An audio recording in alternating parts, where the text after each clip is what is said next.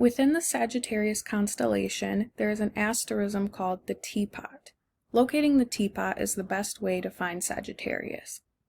In the northern hemisphere, Sagittarius is located south and is most visible in the summer months.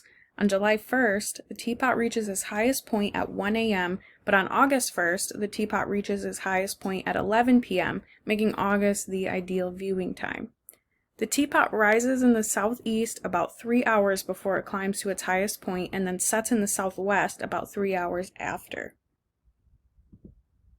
The four brightest stars, which all happen to be located within the Teapot, are Nunci, Cos Media, Cos Australis, and Ocella. Nunci, or Sigma Sagittarii, is a blue dwarf 260 light-years from Earth. Its radial velocity is -11.2 and its spectral type is B2.5.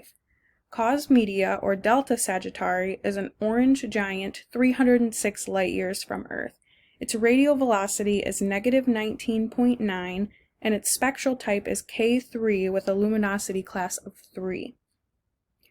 Cos Australis, or Epsilon Sagittarii, is a blue giant 140 light-years from Earth. Has a radial velocity of -15 and its spectral type is B9.5 with a luminosity class of 3. Ocella, or Zeta Sagittarii, is a triple star system consisting of A, B, and C components. A and B form a binary pair, while C is a smaller companion star.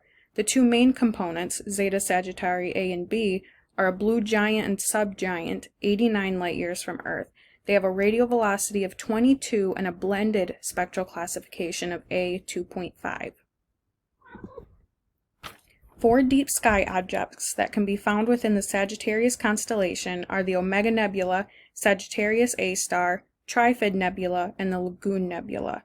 The Omega Nebula is located above the Teapot and is between 5,000 to 6,000 light-years from Earth. The Omega Nebula is one of the brightest star-forming nebulae of the Milky Way. Sagittarius A star is very bright and compact, located at the center of the Milky Way near the borders of Sagittarius and Scorpius. The Trifid and Lagoon nebulas are also located near the center of the Milky Way above the Teapot spout. So who is represented by the Sagittarius constellation? Many believe that Sagittarius depicts the centaur Chiron, who was accidentally shot with a poison arrow by Hercules, but this is incorrect. Chiron is associated with the constellation Centaurus and not Sagittarius.